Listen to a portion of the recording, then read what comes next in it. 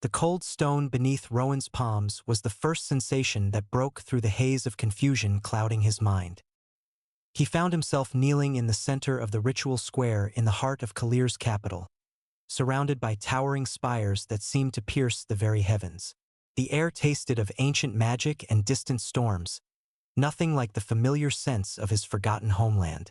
A voice echoed inside his skull, mechanical and emotionless, cutting through his disorientation like a blade through silk. Plot activated. Seduce the main character, complete the mission, and you will be returned home. Rowan's hands trembled as he pushed himself to his feet, his legs unsteady beneath him. The voice in his head was impossible to ignore, as persistent and invasive as a parasite that had burrowed into his consciousness. But the instructions made no sense. Who was the main character? What was the mission? And most importantly, where was home? His memories felt like scattered fragments of a broken mirror, each piece reflecting something different and incomplete. He remembered being in Omega from the Hidden Stone clan, remembered having some kind of gift related to memory magic, but everything else was wrapped in shadows and sealed behind barriers he couldn't break. The empire of Kalir stretched around him in all directions, a vast metropolis of magic and politics where different races mingled in an uneasy peace. Werewolves walked alongside demons, human mages conducted business with elemental spirits, and the very air hummed with the energy of countless magical contracts and agreements. To survive in this strange new reality, Rowan found work at an alchemist's shop in the Shadow Guild, one of the many trade organizations that kept the city's economy functioning.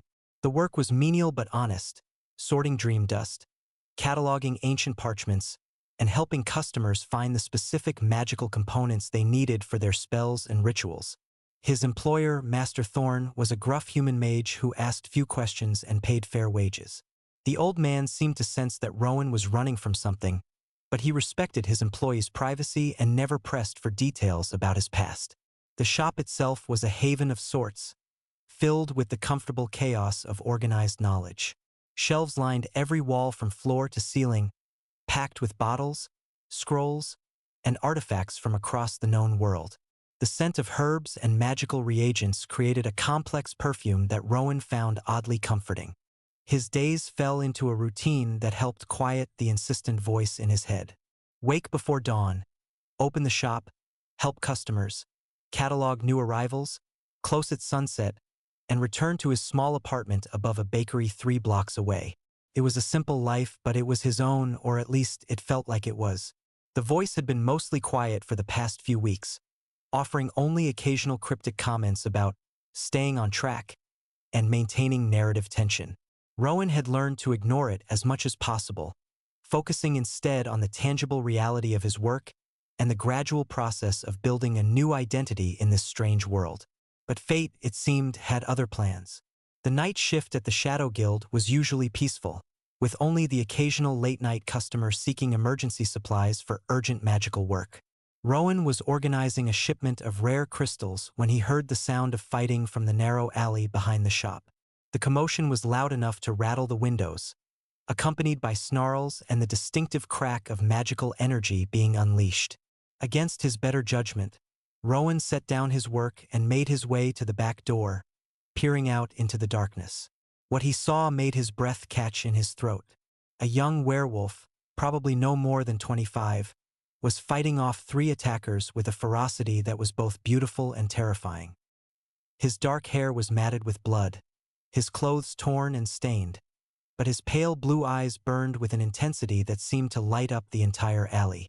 The werewolf moved with fluid grace, his claws and fangs gleaming in the moonlight as he defended himself against overwhelming odds. But even his impressive skills weren't enough to overcome the numerical advantage his enemies held. One of the attackers managed to land a blow that sent the werewolf crashing into a stack of crates filled with delicate alchemical equipment. The sound of breaking glass and spilling chemicals filled the air, along with the acrid smell of ruined reagents.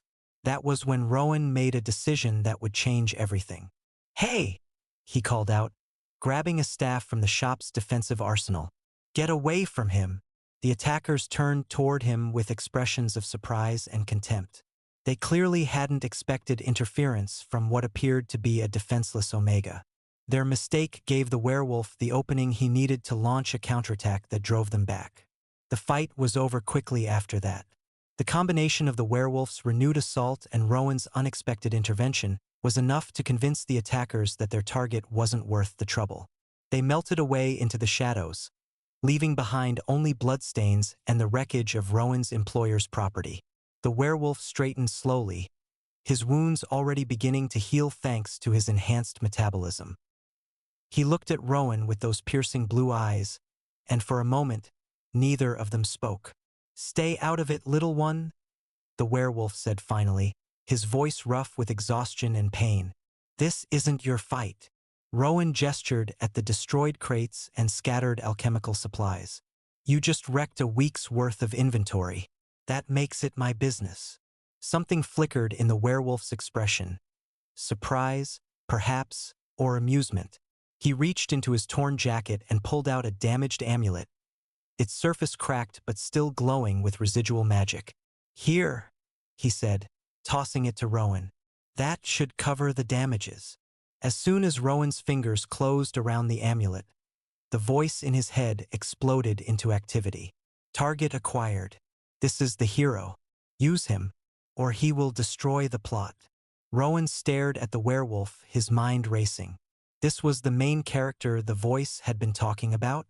The person he was supposed to seduce? The stranger who had just fought off 3 attackers with nothing but his bare hands and raw determination? "What's your name?" Rowan asked, though he wasn't sure why the question mattered. The werewolf hesitated, as if the simple query had caught him off guard. "Caleb," he said finally. "Caleb of the Northern Silver Blood Pack." The name sent a chill through Rowan's veins. He had heard of the Silver Blood Pack. They were one of the most powerful werewolf clans in the Empire, known for their fierce independence and their refusal to bow to anyone's authority. What was the heir to such a prestigious lineage doing fighting in back alleys? "I'm Rowan," he said, tucking the amulet into his pocket. "And you're bleeding on Master Thorn's property." Caleb looked down at himself as if noticing his injuries for the first time.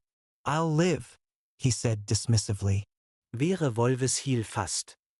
"Maybe," Rowan replied, "but you're still going to need cleaning up. There's a wash basin in the back room, and I think we have some healing salves that might help." The offer surprised them both.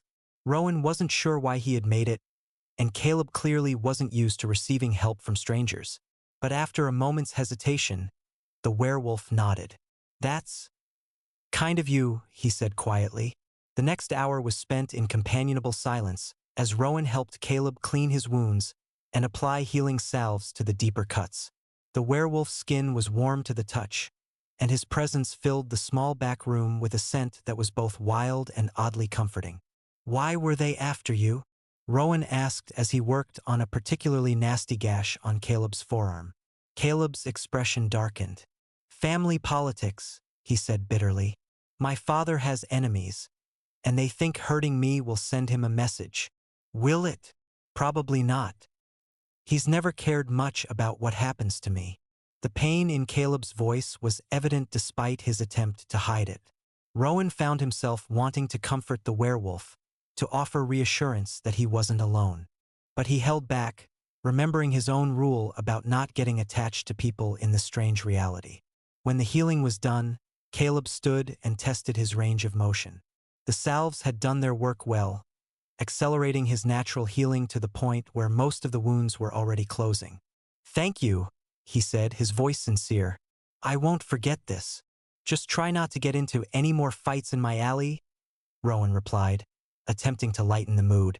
Caleb smiled for the first time since Rowan had met him, and the expression transformed his entire face. "I'll do my best." After Caleb left, Rowan spent the rest of the night trying to process what had happened. The voice in his head had been unusually quiet since the werewolf's departure, offering only occasional murmurs about developing the relationship and maintaining character interest. But as the days passed, Rowan found himself thinking about Caleb more than he cared to admit. The werewolf had awakened something in him, some long-dormant part of his heart that responded to the wild strength and hidden vulnerability he had glimpsed beneath the surface. A week later, Caleb returned to the shop. He didn't come for supplies or information. He simply appeared one evening as Rowan was closing up, carrying a small bundle wrapped in cloth. "I brought you something," he said, unwrapping the bundle to reveal a collection of rare herbs. "These should more than cover the cost of what I damaged." Rowan accepted the herbs, but his attention was focused on Caleb himself. The werewolf looked better than he had the night they met. His wounds fully healed and his clothes clean and mended. But there was still something haunted in his eyes, a darkness that spoke of deeper pain than mere physical injuries. "You didn't have to do this," Rowan said. "The amulet you gave me was worth more than the damages." "Maybe," Caleb replied, "but I wanted to thank you properly. Not many people would have helped a stranger the way you did."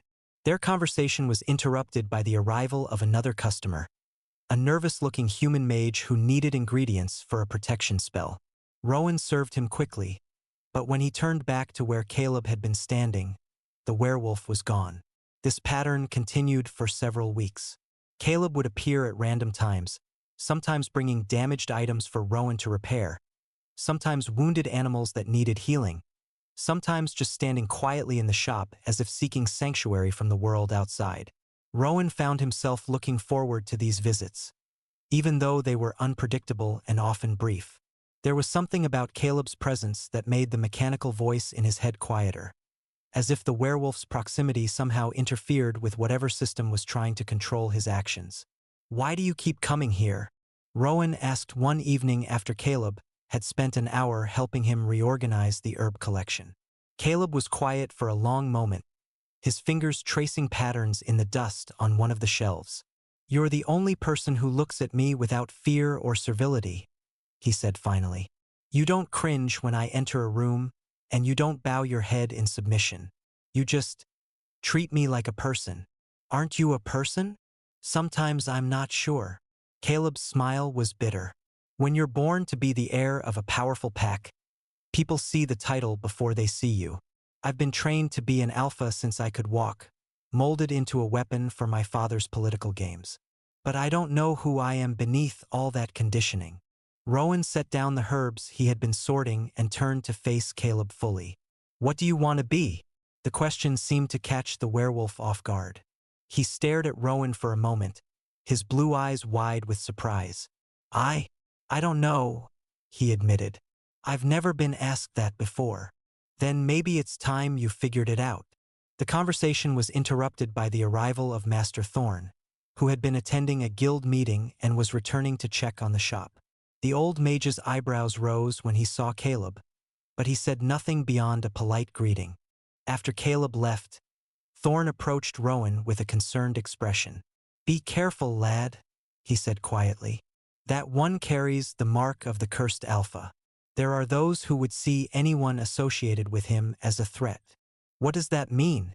Rowan asked. "It means he's been marked by dark magic, branded as dangerous by forces beyond our understanding.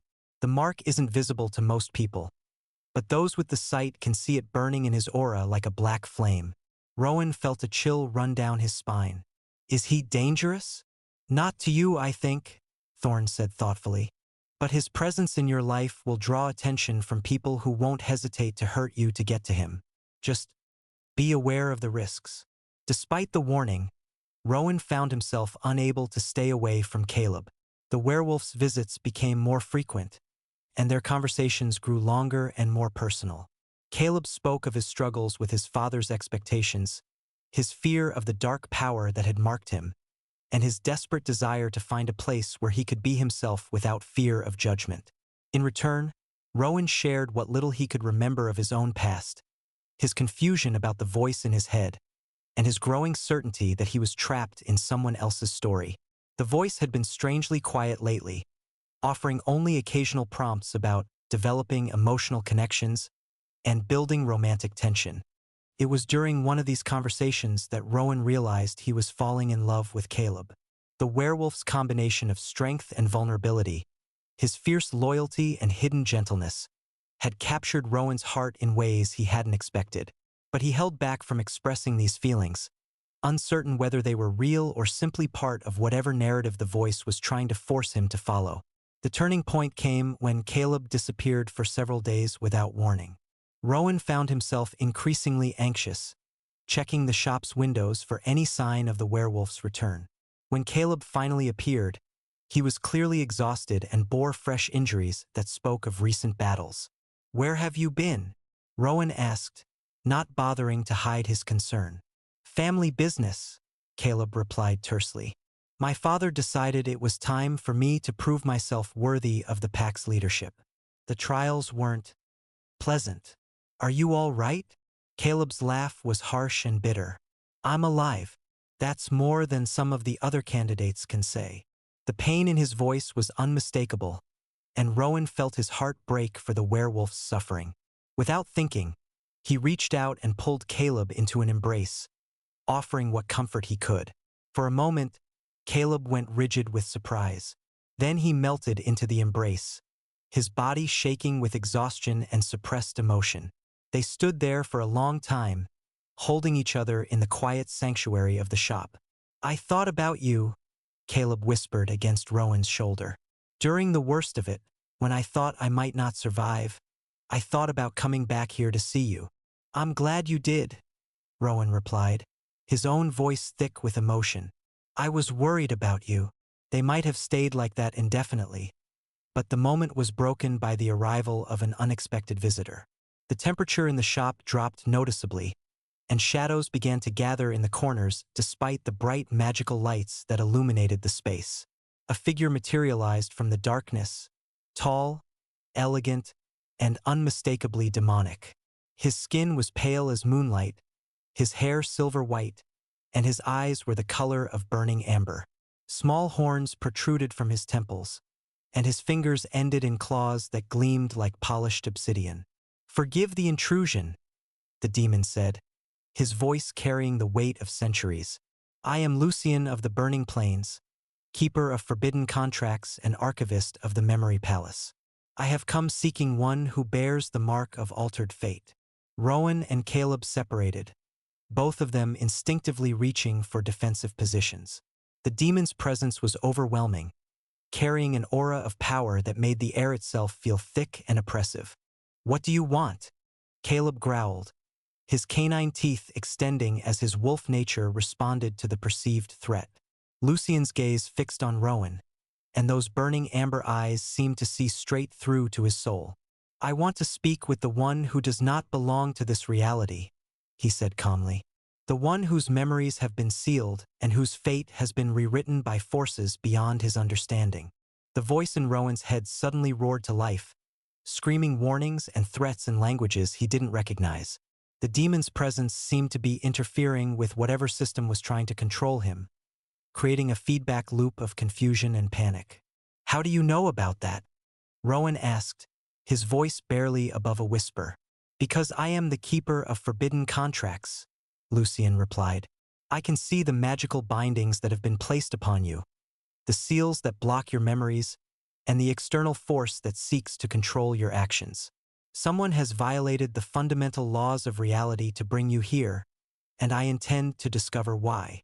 The revelation hit Rowan like a physical blow. Someone had deliberately transported him to this reality, sealed his memories, and implanted the voice in his head. He wasn't just a victim of circumstance. He was a tool being used by forces he couldn't begin to comprehend. "Can you help me?" he asked desperately. "Perhaps," Lucian said. "But first, I need to understand what was done to you and why. That will require delving into your sealed memories, a process that is both dangerous and potentially irreversible." Caleb stepped forward, placing himself between Rowan and the demon. "And what do you get out of this?" he demanded. "Demons don't help people out of the goodness of their hearts." Lucian's expression didn't change, but something flickered in his amber eyes. "You're correct that demons rarely act from altruism alone. But in this case, my interests align with yours. The magical working that brought him here has created instabilities in the fabric of reality itself. If left unchecked, these instabilities could cascade into something far more dangerous." "What kind of dangerous?" Rowan asked. "The kind that could unravel the barriers between dimensions, allowing entities from other realities to invade our own." the kind that could rewrite the fundamental laws of magic and physics, the kind that could end everything we know and love.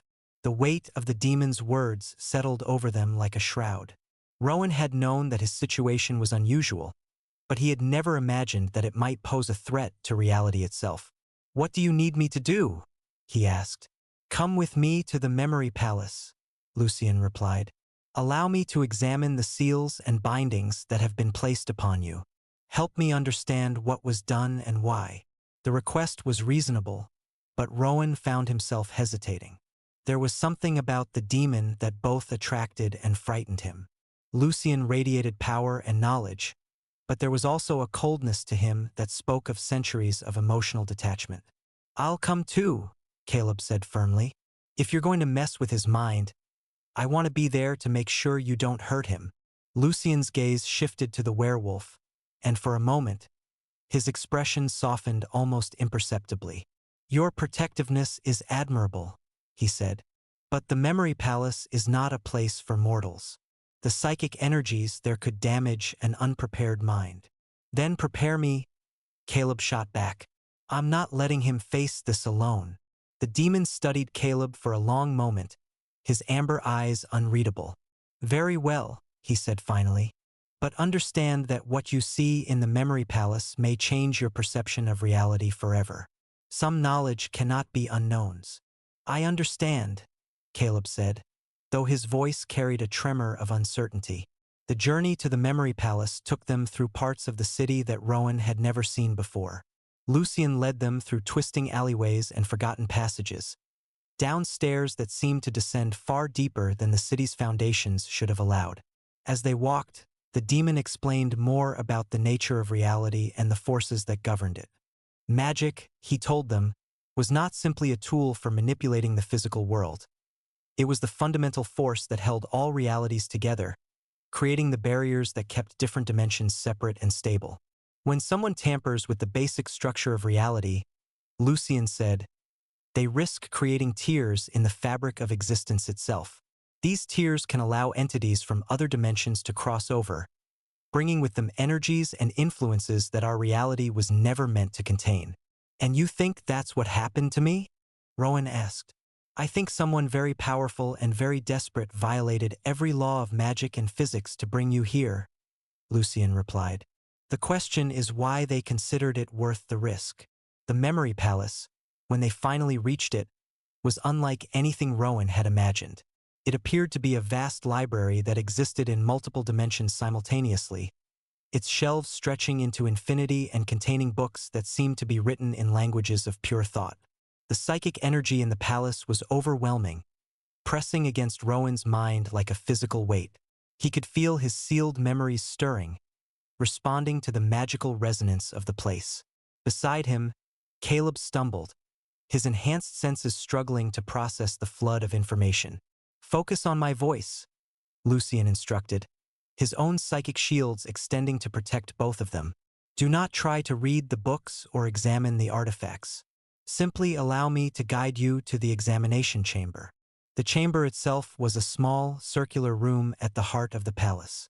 The walls were covered in mirrors that reflected not physical images but the emotional and spiritual essence of anyone who entered.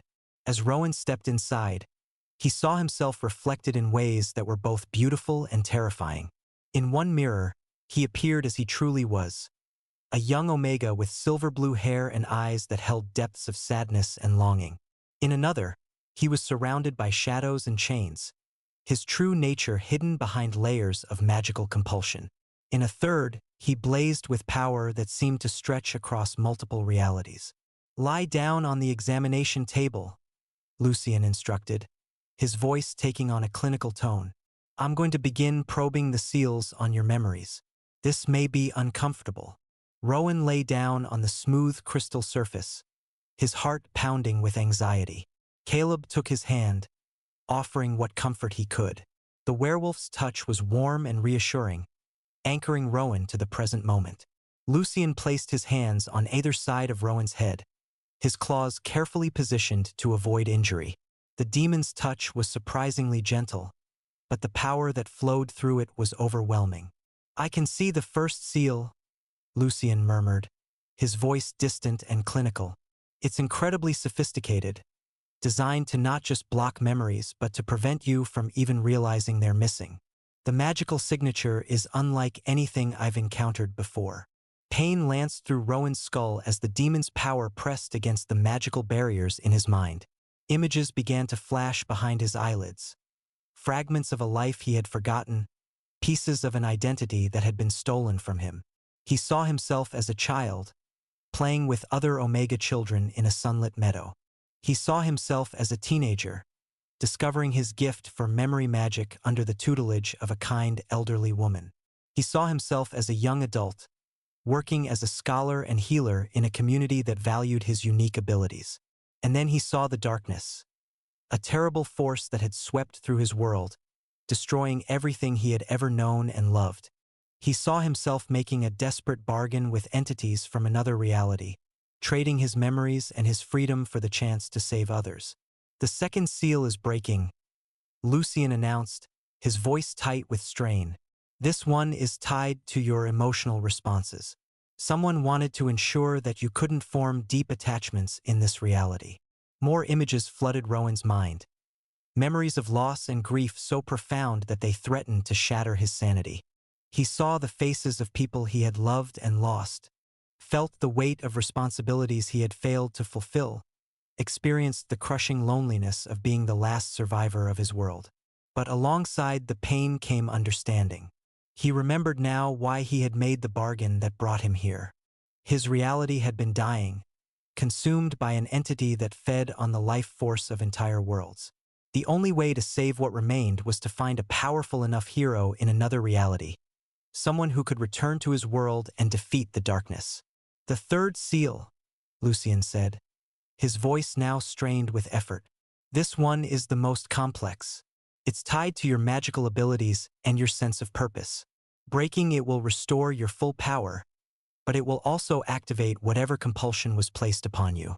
Rowan gripped Caleb's hand tighter, drawing strength from the werewolf's presence. "Do it," he whispered. "I need to know the truth." The final seal shattered like glass, and Rowan's full memories rushed back in a torrent of emotion and sensation. He remembered his true name, his true nature, and the terrible burden he had accepted. He was not just an Omega from the Hidden Stone clan. He was the last guardian of his reality, the only one who could bridge the gap between worlds. The voice in his head, which had been growing increasingly agitated during the examination, suddenly changed its tone entirely. "Mission parameters updated," it said, no longer mechanical but filled with desperate hope. "The hero has been located. The Guardian must now choose which reality to save." Rowan sat up slowly, his mind reeling from the restored memories. Everything made sense now: the voice, the compulsion, the strange abilities that had manifested in this reality. He had been brought here to find a hero powerful enough to save his dying world, and somehow he had found not one but two. "What did you see?" Caleb asked, his blue eyes filled with concern. "I saw the truth," Rowan replied, his voice heavy with the weight of cosmic responsibility. "I saw why I'm here and what I have to do." He turned to look at both Caleb and Lucian, these two extraordinary men who had become so important to him in such a short time. One was a werewolf whose wild strength and hidden gentleness had captured his heart. The other was a demon whose vast knowledge and careful protection had shown him possibilities he had never imagined. "I'm not from this reality," he said quietly. "I'm from a world that's dying, consumed by darkness. I was sent here to find a hero who could return with me and save what's left of my people." The silence that followed was deafening. Both Caleb and Lucian stared at him with expressions of shock and understanding. "And now you have to choose," Lucian said, his voice soft with sympathy. "Which one of us will you ask to abandon everything they know to save a world they've never seen?" Rowan felt tears streaming down his face as the full weight of his situation crashed over him. He had found love in this reality, not once but twice, with two men who had shown him kindness and acceptance. But his duty demanded that he ask one of them to sacrifice everything for the sake of strangers. "I can't," he whispered. "I can't ask either of you to do that." "Then don't ask," Caleb said firmly. Tell us what you need, and let us decide for ourselves. The werewolf's words were echoed by Lucien's nod of agreement. We are not children to be protected from difficult choices, the demon said. If your world is truly dying, then we have a moral obligation to help if we can. Rowan looked at these two extraordinary men, his heart breaking with love and gratitude. My world is being consumed by an entity called the Void Hunger, he explained. It feeds on life force, draining entire realities until nothing remains but empty darkness. I was sent here to find a hero with the power to destroy it, but the process would require enormous sacrifice. What kind of sacrifice? Caleb asked. The hero would have to bond with the remaining life force of my world, becoming a living conduit for its power. The process would grant incredible abilities, but it would also tie that person to my reality forever. They could never return to this world, could never see their friends and family again. The implications hung heavy in the air. Rowan was asking one of them to give up everything they had ever known, to become an exile in a dying world for the sake of people they had never met. How much time do we have? Lucien asked, his analytical mind already working through the logistics. Not much, Rowan admitted. The void hunger grows stronger every day. If we don't act soon, there won't be anything left to save. Then we need to make a decision quickly, Caleb said. But first, I think we need to understand more about what we're dealing with. Over the next several hours, Rowan shared everything he could remember about his dying world and the entity that was consuming it. Lucien took notes in a language that seemed to shift and change as he wrote, while Caleb asked practical questions about the enemy's capabilities and weaknesses. As the night wore on, Rowan found himself watching the two men with a mixture of love and desperation. How could he choose between them? How could he ask either of them to make such a sacrifice? The answer came from an unexpected source. The voice in his head, which had been quiet during their planning session, suddenly spoke up with a new message. Error in mission parameters detected. The Guardian's emotional bonds have created new possibilities. Alternative solution available. What alternative? Rowan asked aloud, causing both Caleb and Lucien to look at him with concern. The hero's power can be shared among multiple individuals if the emotional bonds are strong enough.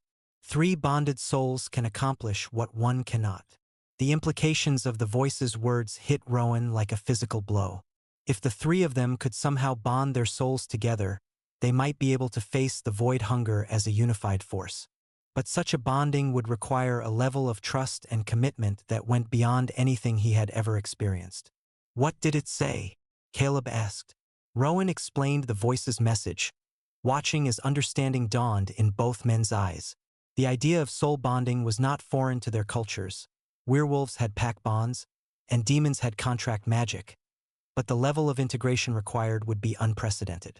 It would mean giving up our individual identities, Lucien said thoughtfully. We would become something new, something that had never existed before. But we would still be ourselves, Caleb added. Our personalities, our memories, our feelings, they would all remain.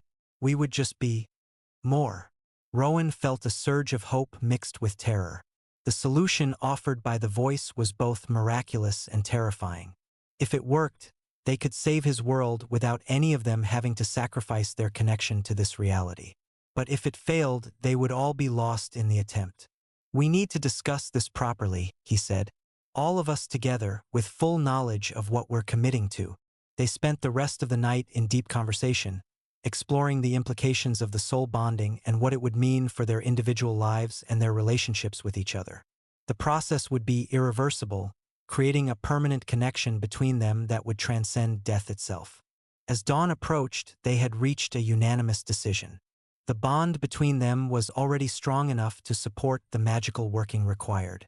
Their love for each other and their shared commitment to protecting innocent lives made them willing to take the risk. When do we begin? Caleb asked. Now, Rowan replied, before we lose our nerve. The soul bonding ritual took place in the memory palace, using the concentrated psychic energy of the location to amplify their natural connections. Lucien served as the primary ritualist, his knowledge of contract magic allowing him to shape the bonds between them. Caleb provided the raw power needed to sustain the working, his werewolf nature granting him access to primal forces that most beings could never touch. Rowan served as the focal point, his restored memories and connection to his dying world, providing the direction and purpose for their unified power.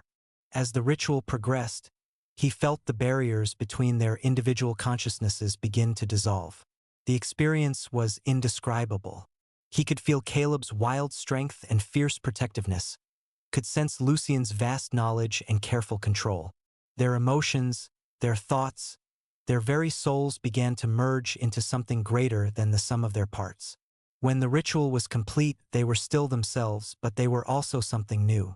They could communicate without words, share power without effort, and act with a coordination that seemed impossible to outside observers. "How do you feel?" Lucien asked, his voice carrying harmonics that hadn't been there before. "Different," Caleb replied, his blue eyes now flecked with silver and gold. "Stronger, more complete." Rowan nodded, feeling the truth of their words in his own transformed consciousness.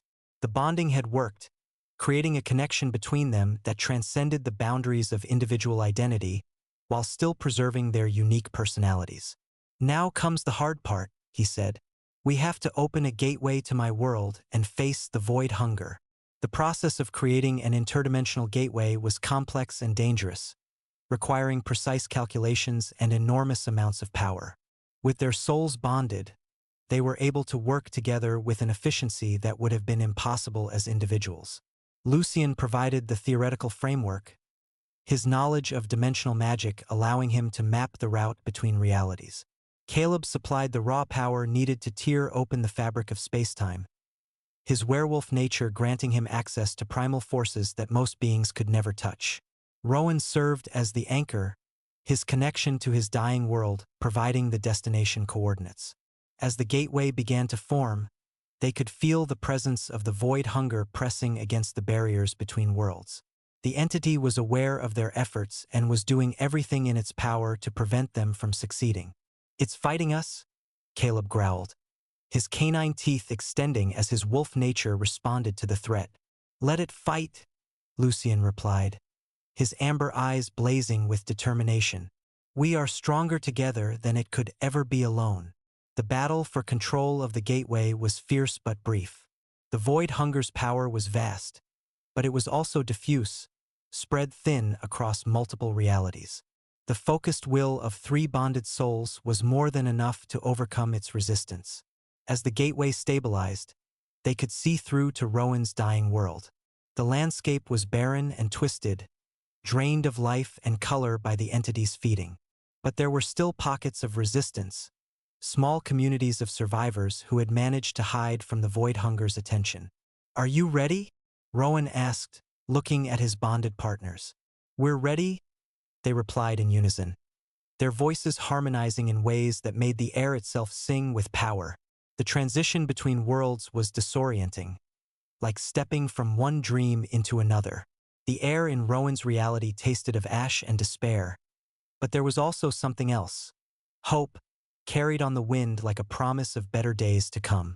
The survivors they encountered were amazed by their arrival. Most had given up hope of rescue, accepting that their world was doomed. But the sight of three bonded souls, radiating power and determination, kindled something in their hearts that had been dormant for years. "The Guardian has returned," they whispered, their voices filled with awe and gratitude. "The Guardian has brought salvation." The final battle with the void hunger was unlike anything any of them had experienced. The entity was vast and alien, its presence warping reality around it in ways that defied comprehension. But the three bonded souls were ready for it, their combined power creating a stability that the void hunger could not disrupt.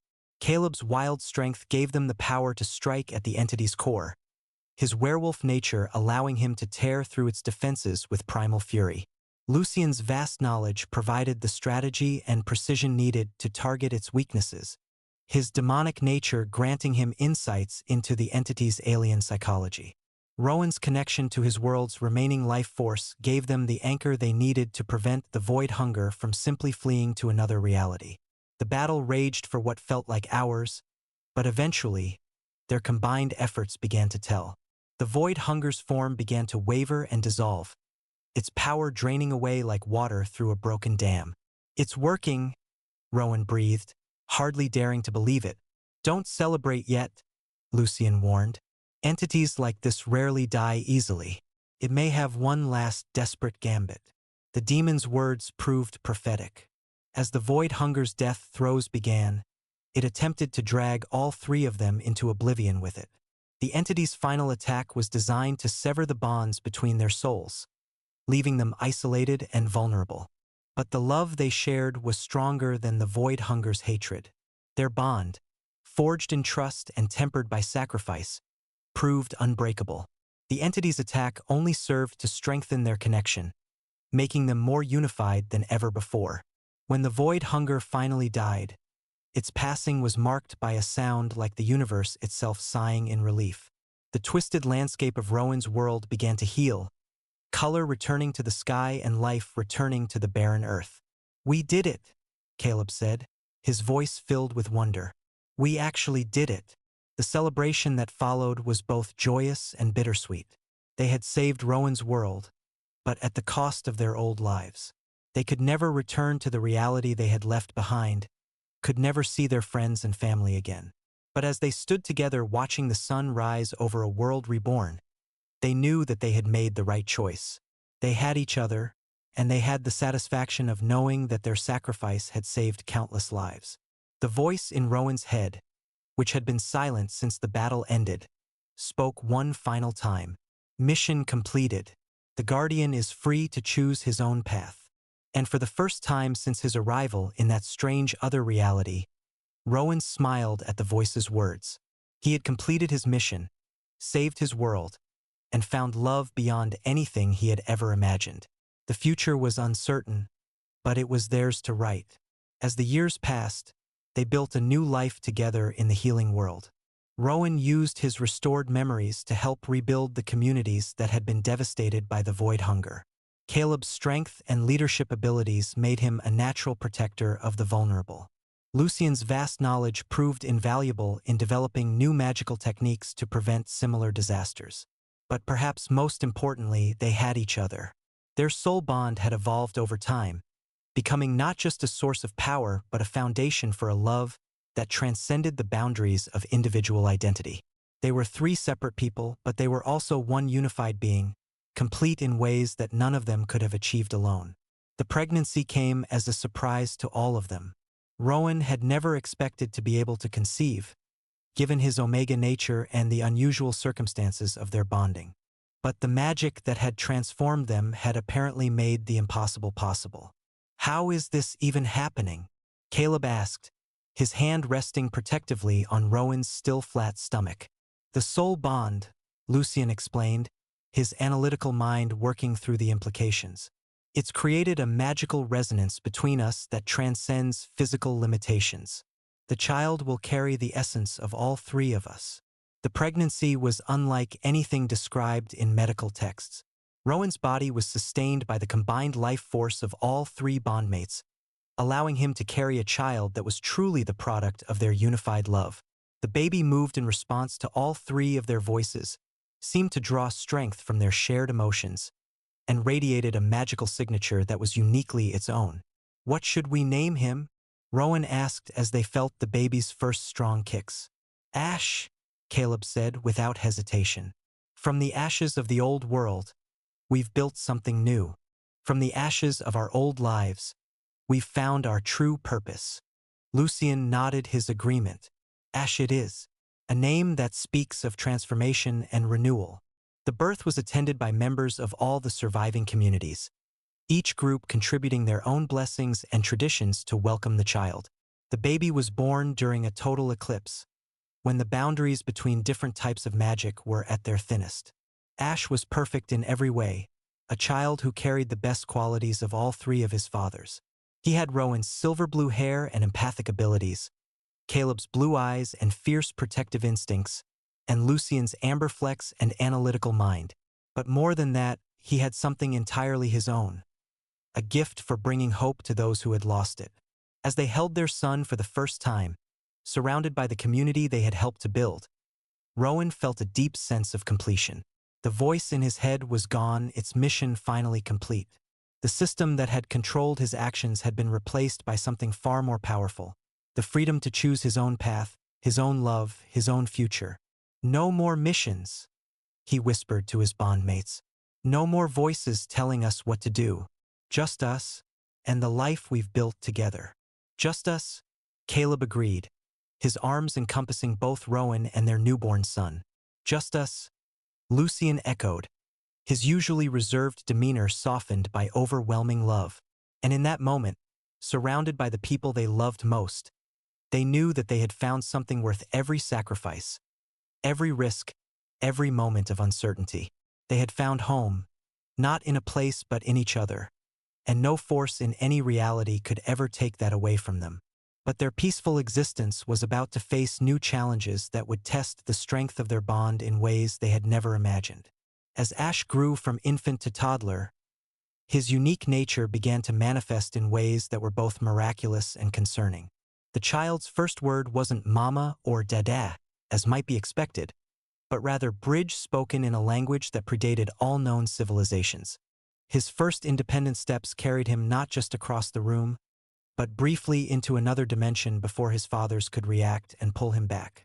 He's not just the product of our bond, Lucian observed one evening as they watched 2-year-old Ash play with toys that seemed to respond to his emotions.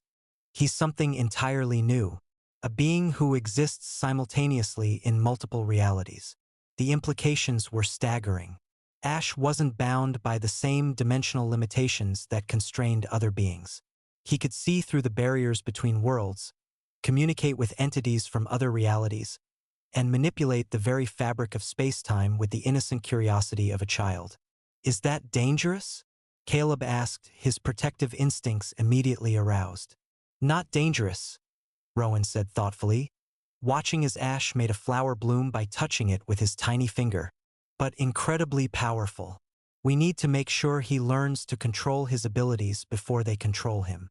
The challenge of raising a child who could accidentally tear holes in reality proved to be unlike anything they had ever faced.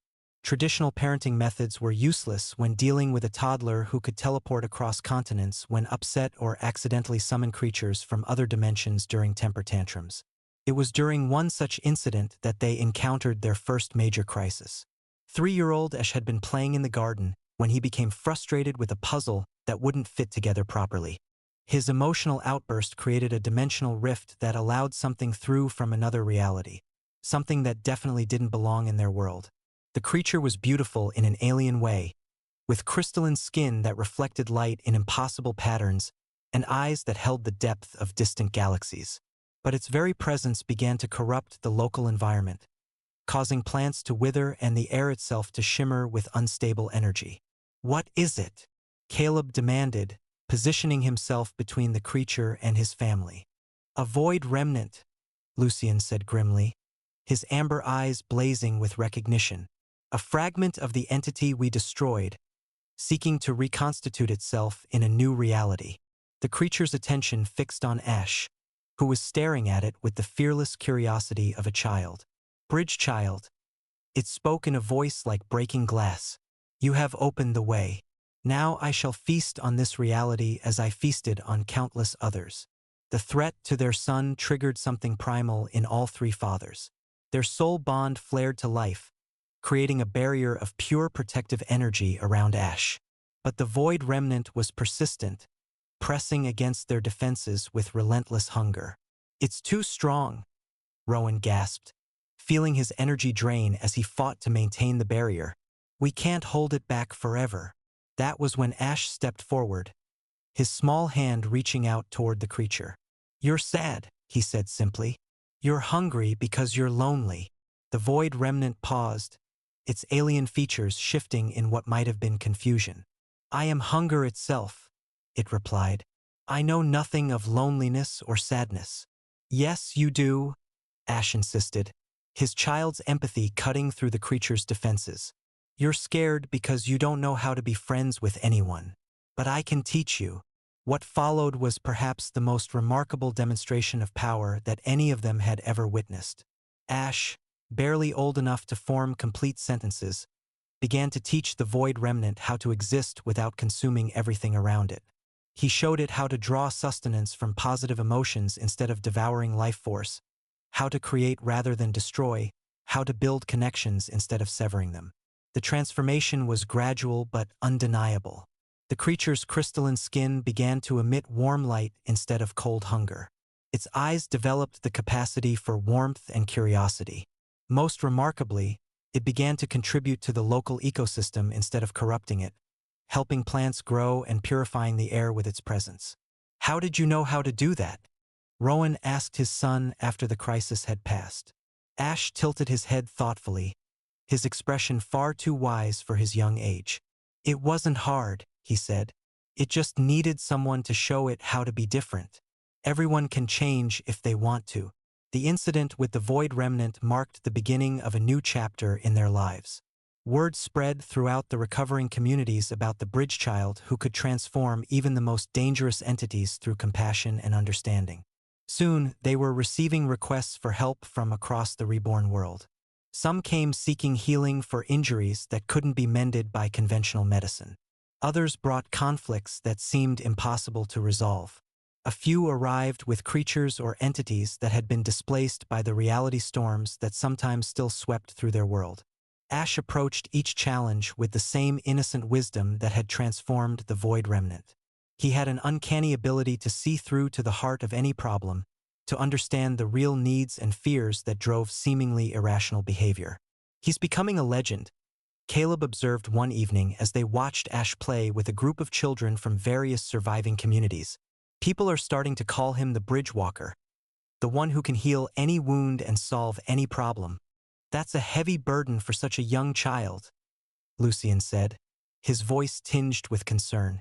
"What happens when he's old enough to understand the weight of people's expectations?" Their fears proved justified when Ash turned 6 and began to show signs of the emotional strain that came with his unique role. He became withdrawn and moody, spending long hours staring at the dimensional barriers that only he could see clearly. "I don't want to be special anymore," he confided to Rowan one night after a particularly difficult day dealing with a territorial dispute between two communities. "I just want to be normal, like other kids." Rowan's heart broke for his son's pain. "Being special isn't a choice, little one," he said gently. "It's who you are. But how you use your gifts, that's always your choice." "But what if I make the wrong choice?" Ash asked, his young voice filled with anxiety. "What if I accidentally hurt someone?" The question revealed the depth of the child's emotional burden. At 6 years old, Ash was already grappling with philosophical questions that would challenge most adults. The weight of his power and the expectations of others were creating a stress that could potentially damage his developing psyche. "Then we'll figure out how to fix it together," Caleb said firmly, joining the conversation. "That's what families do. We support each other through the hard times. And we make mistakes together too," Lucian added, his usually analytical demeanor softened by paternal love. "No one expects you to be perfect, Ash. We just want you to be happy." The reassurance from his fathers helped, but it didn't completely resolve Ash's internal struggles. As he grew older, the conflicts between his desire for normalcy and his unique abilities became more pronounced. The situation came to a head when Ash turned 10 and encountered his first real failure. A group of refugees had arrived seeking help with a cursed artifact that was slowly draining their life force. Ash, confident in his abilities, had attempted to cleanse the artifact using his usual methods of empathy and understanding. The attempt backfired spectacularly. Instead of cleansing the curse, Ash's power had amplified it, creating a feedback loop that nearly killed everyone in the vicinity. Only the quick intervention of his fathers had prevented a catastrophe. "I'm not good enough," Ash sobbed in the aftermath, his young body shaking with guilt and self-recrimination. "I tried to help, but I made everything worse." The failure was devastating for the child, but it also provided an important lesson. For the first time in his life, Ash was forced to confront the reality that his power wasn't infinite and that good intentions weren't always enough to prevent harm. "This is what growing up means," Rowan explained to his son as they sat together in the garden, where Ash had first manifested his abilities. Learning that you can't fix everything, that sometimes the best thing you can do is ask for help. But everyone expects me to have all the answers, Ash protested.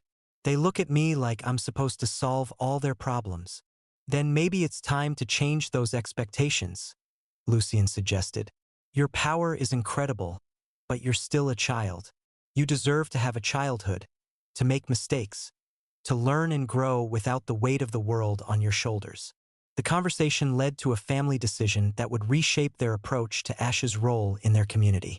Instead of allowing him to handle every crisis that arose, they began to establish boundaries that protected his emotional well-being while still allowing him to help when appropriate. The change wasn't easy. Many people were disappointed when they learned that the bridge child was no longer available to solve their problems on demand. Some even accused his fathers of being selfish or overprotective. But the results spoke for themselves. Ash began to blossom in ways that hadn't been possible when he was constantly under pressure to perform miracles. He developed friendships with other children, discovered interests and hobbies that had nothing to do with his powers, and gradually learned to see himself as more than just a tool for solving other people's problems. I want to learn how to paint, he announced one day, his eyes bright with excitement. Not with magic, just with regular paints and brushes. I want to make pictures that show how things look to me. The request was simple but profound. For the first time, Ash was asking to pursue something purely for his own enjoyment, without any thought of how it might help others. His fathers were delighted to support this new interest, recognizing it as a healthy sign of emotional development. Ash's paintings turned out to be extraordinary, not because of any magical enhancement but because of the unique perspective he brought to his art. He painted landscapes that showed the dimensional layers most people couldn't see, portraits that captured the emotional essence of their subjects, and abstract works that somehow conveyed the feeling of existing in multiple realities simultaneously. These are beautiful, Caleb said, studying one of Ash's paintings that depicted their family as interwoven streams of light. They show things the way you see them, don't they? Sort of, Ash replied, carefully cleaning his brushes. But they also show things the way they could be. The way they might be if people weren't so scared of being different. The paintings became popular throughout their community, not as magical artifacts but as works of art that inspired hope and understanding. People began to see Ash not just as a powerful entity but as a talented young artist with his own unique vision of the world. As Ash entered his teenage years, new challenges emerged. His powers continued to grow stronger, and he began to experience the typical struggles of adolescence complicated by his extraordinary abilities. He went through periods of rebellion where he refused to use his powers at all, followed by phases where he experimented with them in ways that worried his fathers. I can feel other realities calling to me, he confided to Rowan one evening as they watched the sunset paint the sky in shades of gold and crimson. Sometimes I want to just step through and see what's out there. The admission sent chills through all three fathers. They had always known that Ash's nature made him capable of traveling between realities, but they had hoped he would choose to remain in the world they had rebuilt together. What's keeping you here? Lucian asked carefully, not wanting to pressure their son, but needing to understand his motivations. Ash was quiet for a long moment, his teenage features thoughtful. You, he said finally, and Mom, Dad, and Papa Wolf. This is my home because you're here. But sometimes I wonder what would happen if I explored other worlds. Would I find others like me? Would I learn new ways to use my abilities? The conversation led to a series of family discussions about Ash's future and his relationship with his unique nature. It became clear that he was reaching a point where he needed to make his own choices about how to use his abilities, even if those choices frightened his fathers. Maybe it's time to let him explore, Rowan suggested reluctantly. He's old enough to make his own decisions, and we can't protect him from every possible danger. But what if he gets lost between realities? Caleb protested, his protective instincts warring with his recognition of his son's need for independence. What if he can't find his way back? Then we'll find him, Lucian said firmly. Our bond is strong enough to reach across dimensional barriers. No matter where he goes, he'll always be able to find his way back to us. The decision to allow Ash to begin exploring other realities was one of the most difficult they had ever made as parents. They established safeguards and communication protocols, created anchor points that would allow him to return home quickly if needed, and made sure he understood the risks involved. Ash's first dimensional journey was brief, just a few hours in a reality where the laws of physics worked slightly differently. He returned home excited but also sobered by the experience. "It was amazing," he said, his eyes bright with wonder, but also lonely. "I kept thinking about how much I wanted to share what I was seeing with all of you." The trips became more frequent and lasted longer as Ash's confidence grew. He visited realities where magic worked differently, worlds where different species had achieved dominance, and dimensions where the very concept of individual identity was foreign. Each journey taught him something new about himself and his abilities. He learned to adapt his powers to different magical systems, to communicate with beings who thought in ways completely alien to his own experience, and to find common ground with entities that seemed to have nothing in common with him.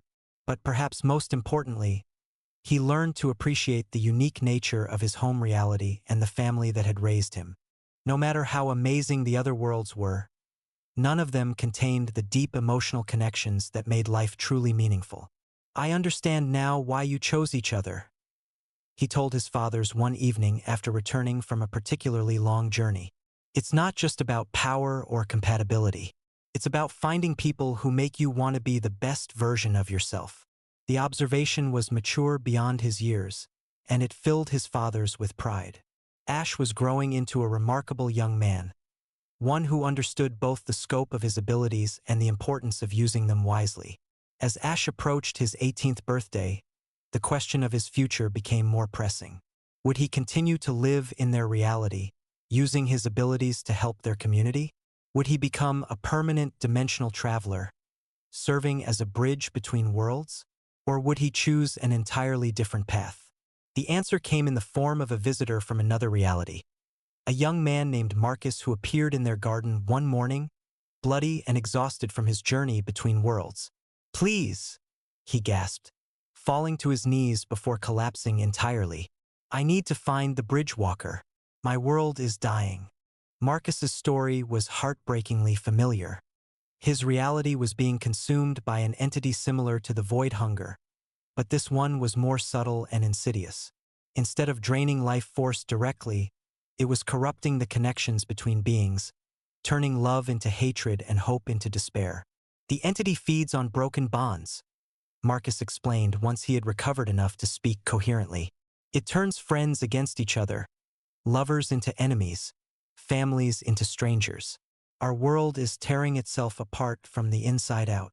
Ash listened to the story with growing determination. Here was someone who needed help, a world that could be saved if he was willing to act. But the challenge was different from anything he had faced before. "This isn't something I can fix alone," he said thoughtfully. "The entity feeds on isolation and broken connections. To defeat it, I would need to demonstrate the power of unbreakable bonds." The implication was clear. Ash would need to take his fathers with him to Marcus's world, using their soul bond as a weapon against the entity that fed on separation and loneliness. "It's dangerous," Lucian warned. "If the entity can corrupt our bond, it could turn us against each other." "Then we'll have to make sure that doesn't happen," Caleb said firmly. "We've faced impossible odds before. We can do it again." Rowan nodded his agreement. "Our bond survived the destruction of the void hunger. It's strong enough to withstand whatever this new entity can throw at us." The decision to travel to Marcus's world was made quickly, but the preparation took weeks.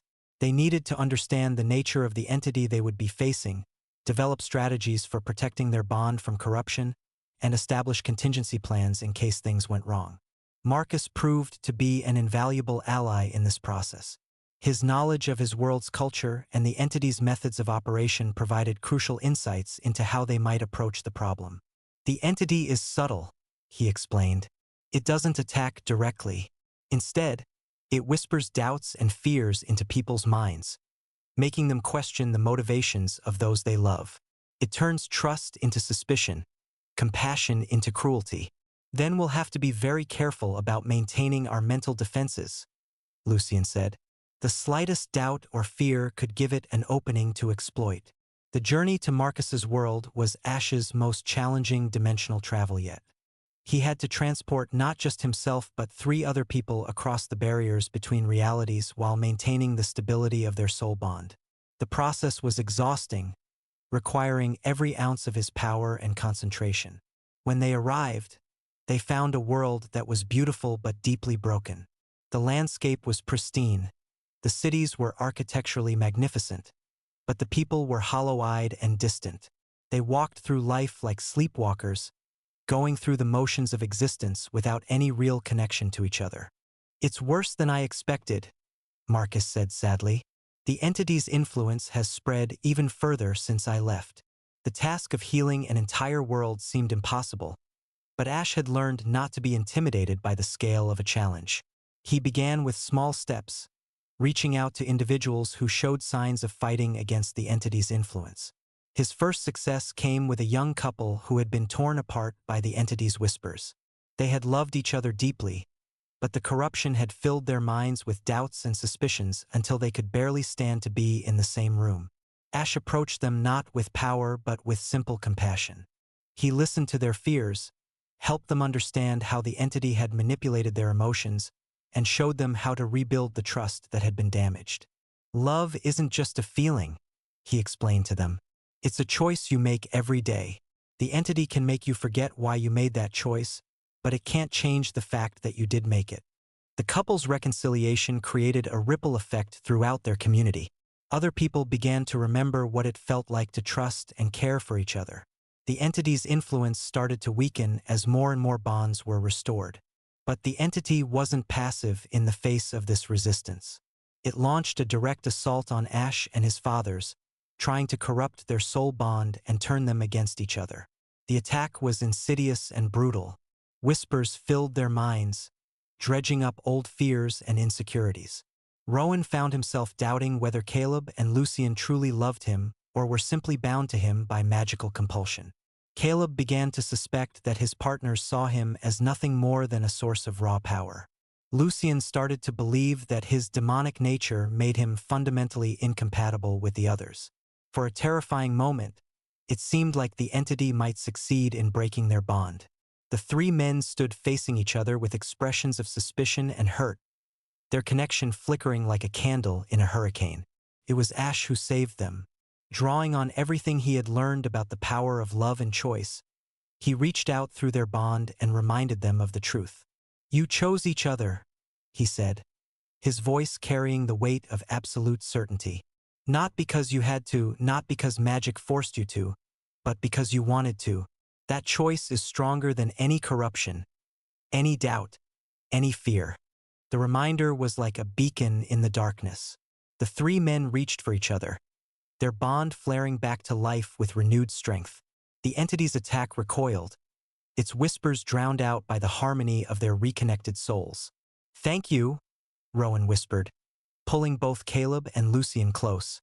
"Thank you for reminding us who we are." With their bond restored and strengthened, they were able to launch a counterattack against the entity.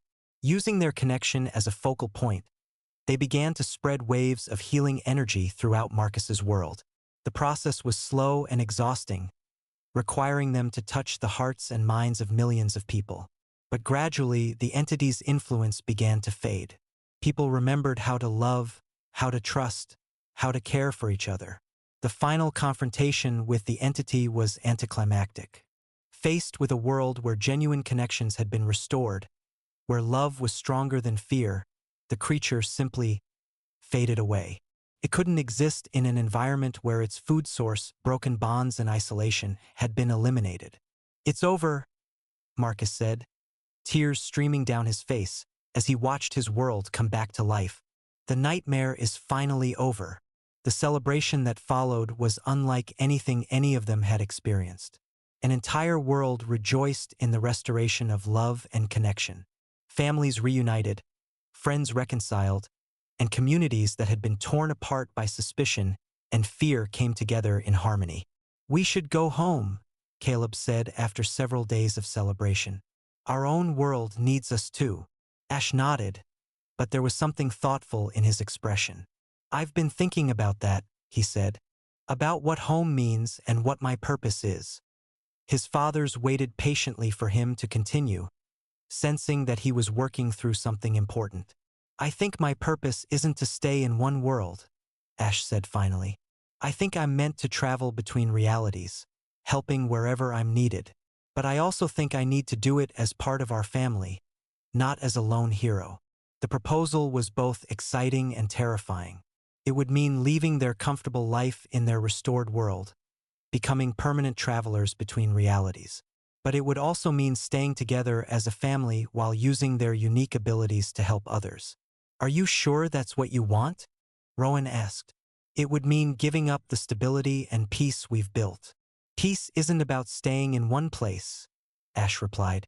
It's about being with the people you love, no matter where you are. And I think we can create peace wherever we go. The decision was made unanimously. They would become a family of dimensional travelers, using their bond and their combined abilities to help worlds in need.